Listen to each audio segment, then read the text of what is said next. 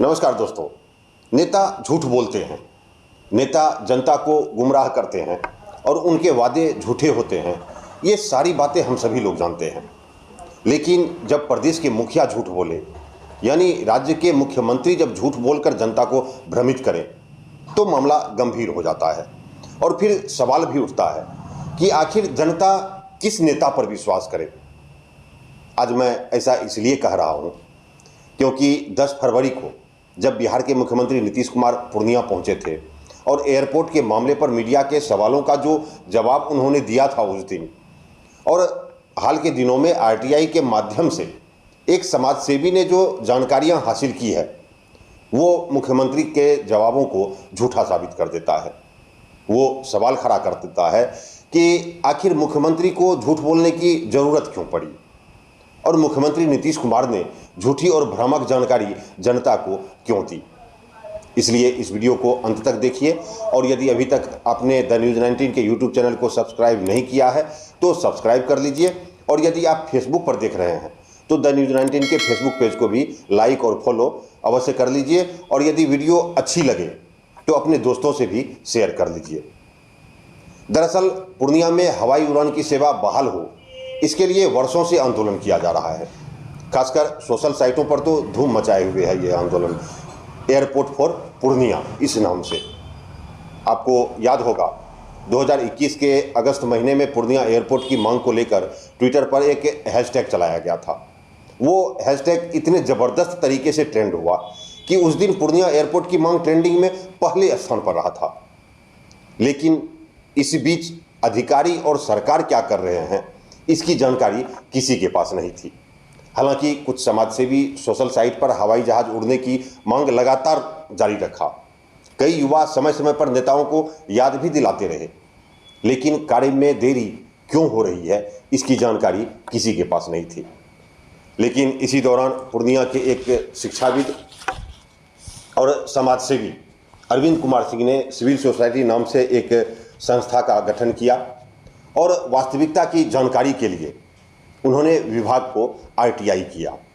और उस आरटीआई के माध्यम से पूछे गए सवाल का जब जवाब सामने आया तो वो सभी को चौंका दिया, क्योंकि एयरपोर्ट अथॉरिटी ने 23 दिसंबर 2016 को पत्र जारी करते हुए यह कहा था कि रोड कनेक्टिविटी को देखते हुए चुनापुर सैन्य हवाई अड्डे के उत्तरी हिस्से की 67 एकड़ या 50 एकड़ जमीन को अधिग्रहण किया जाए।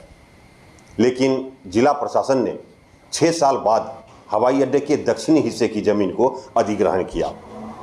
वो भी तब जब जमीन अधिग्रहण को लेकर 6 साल बीतने को चला, तब जाकर हाईकोर्ट ने संज्ञान लिया इस बात की। और देखिए, जैसे ही हाईकोर्ट ने संज्ञान लिया, वैसे ही तत्कालीन डीएम राहुल कुमार ने चुनापुर सैन्य हवाई अड्डे के प्रस्तावित उत्तरी हिस्से के बजाय दक्षिणी हिस्से के तकरीबन 52.18 एकड़ जमीन का अधिग्रहण कर लिया। जबकि एएआई यानी एयरपोर्ट अथॉरिटी ऑफ इंडिया और इंडियन एयरफोर्स के बीच एयरपोर्ट के उत्तरी हिस्से की जमीन को अधिग्रहण करने पर सहमति भी बनी थी, और यही प्रस्ताव भी पास हुआ था। खैर, जमीन अधिग्रहण के बाद बिहार सरकार के सिविल विमानन निदेशालय के निदेशक शिव प्रकाश ने 24 जून 2022 को भूमि हस्तांतरण के लिए भारतीय विमानपत्तन प्राधिकरण के निर्देशक को पत्र भेजकर सहमति मांगा, लेकिन भारतीय विमानपत्तन प्राधिकरण ने सहमति नहीं दी, बल्कि 14 जुलाई 2022 को चेयरमैन ने बिहार सरकार के मुख्य सचिव आमिर सुबहानी को पत्र भेज दिया, और पत्र में लिखा कि यदि सरकार चाहती है कि अधिग्रहित भूमि पर ही विमान का परिचालन शुरू हो, तो एक बार फिर से अनुरोध है कि निर्माण कार्य प्रारंभ होने से पूर्व रोड कनेक्टिविटी उपलब्ध करवाई जाए, यानी 4 लेन सड़क से जोड़ा जाए। लेकिन बिहार सरकार कहती है कि एयरपोर्ट अथॉरिटी काम शुरू करे, राज्य सरकार रोड कनेक्टिविटी भी दे देगी। सरकार के यही जवाब जनता को भ्रमित करती है, क्योंकि जिस एयरपोर्ट के परिचालन के लिए 23 दिसंबर 2016 को ही स्वीकृति मिली और भारतीय विमानपत्तन प्राधिकरण ने भूमि अधिग्रहण करने का आदेश जारी किया था, उस भूमि के अधिग्रहण में 6 वर्ष किसने लगाए? रोड कनेक्टिविटी के लिए SH-65 से जोड़ने के लिए एयरपोर्ट के उत्तरी हिस्से के बजाय दक्षिणी हिस्से में जमीन अधिग्रहण किसने किया? आखिर इस देरी के जिम्मेवार कौन है, केंद्र सरकार या फिर राज्य सरकार?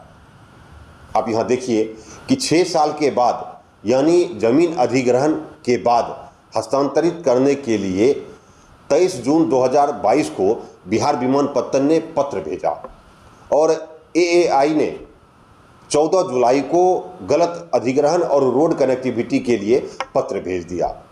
लेकिन बिहार सरकार 14 जुलाई 2022 के बाद अब तक रोड कनेक्टिविटी के लिए कोई कार्रवाई ही नहीं की, बल्कि सरकार मौजूदा वक्त में यह कह रही है कि आप निर्माण शुरू कीजिए, मैं सड़क उपलब्ध करवाऊंगा। अब आप ही बताइए कि इस देरी के जिम्मेवार कौन है, केंद्र सरकार या फिर स्वयं बिहार सरकार? दूसरी बात यहां है कि मीडिया के सामने मुख्यमंत्री कहते हैं ये कि हमने तो सारा काम कर दिया, ये मामला तो केंद्र सरकार का है और केंद्र सरकार कोई जवाब ही नहीं दे रही है। यहां तक कि लोग हाउस में भी पूछ रहे हैं केंद्र सरकार से, फिर भी सरकार कुछ नहीं बोलती है। जबकि कटिहार के सांसद दुलालचंद गोस्वामी, जो जदयू के ही सांसद हैं, उनके सवाल का जवाब देते हुए 2 फरवरी 2023 को सदन में नागर विमानन राज्य मंत्री ने जो जवाब दिया, वो मुख्यमंत्री के उस बयान को झूठा सिद्ध कर देती है। पहले आप मुख्यमंत्री का बयान ही सुन लीजिए। हम तो कह रहे हैं कि भाई वो सबको मान लीजिए, हम लोग कहे कि साइड वाला ठीक है, आपको दिक्कत नहीं हो, वो जो कहे हम लोग तैयार हैं। कमी कहाँ रही? जहाँ पर भी कहे वहीं पर हम करवा देने को तैयार, लेकिन कोई बात ही नहीं है। हाउस में भी लोग बोल रहा है तो भी उसका जवाब नहीं। हो क्या है? अब हम और कुछ नहीं कहेंगे, अच्छा नहीं लगता है हमको, लेकिन ये ठीक आश्चर्य लग रहा है। ये ठीक नहीं लग रहा है कि क्यों हो रहा है, बहुत दुख है। अगर सपोज करिए वो नहीं रहता है तो नेशनल लेवल का चीज है ना भाई, कोई स्टेट लेवल का तो चीज नहीं है, नेशनल लेवल भेजे। जब मुख्यमंत्री जी भेजे तो उन्होंने कहा कि हाईवे तक जोड़ दीजिए आप लोग, बिहार सरकार, हम लोग काम शुरू कर देंगे। अभी 2-3-4 महीने पहले की बात है। वहां जा करके हम लोगों ने बिहार सरकार की तरफ से कमिटमेंट दिया कि हम हाईवे तक कनेक्टिविटी जोड़ देंगे। ये तो बात हुई जाकर के सिविल एविएशन में किया जा रहा है, जो कह रहे हैं करने को। अब देखिए, ये पत्र है और ये पत्र दुलालचंद गोस्वामी के सवालों का जवाब है। सदन में जवाब देते हुए राज्य मंत्री ने कहा कि बिहार सरकार से 50 एकड़ भूमि उपलब्ध कराने का अनुरोध किया गया था, लेकिन बिहार सरकार ने जून 2022 में 52.18 एकड़ जमीन अधिग्रहण किया है। हालांकि भारतीय विमानपत्तन प्राधिकरण ने उत्तरी भाग में भूमि मांगा था, लेकिन बिहार सरकार ने दक्षिणी हिस्से में जमीन उपलब्ध करवाई है। आगे लिखा है कि परियोजना की पूर्णता राज्य सरकार द्वारा भारतीय विमानपत्तन प्राधिकरण को वांछित दिशा में भूमि उपलब्ध करवाए जाने पर निर्भर करेगी। यानी एयरपोर्ट अथॉरिटी ऑफ इंडिया और इंडियन एयरफोर्स के बीच बातचीत के बाद भूमि अधिग्रहण के लिए जो प्रस्ताव पास किया गया था, उस आधार पर यदि जमीन उपलब्ध करवाती है, यानी राज्य सरकार यदि 4 लेन से सड़क उपलब्ध करवाती है, तो फिर काम प्रारंभ किया जा सकता है। लेकिन मुख्यमंत्री कहते हैं कि केंद्र सरकार से हाउस में भी कोई जवाब नहीं मिलता है। यानी कुल मिलाकर सीमांचल के लोगों का सपना निकट भविष्य में साकार होता नहीं दिखता है, क्योंकि भूमि अधिग्रहण करने में सरकार को जब 6 वर्ष लग गए, तो रोड कनेक्टिविटी करने में कितना वक्त लगेगा ये आप भी अंदाज़ा लगा सकते हैं।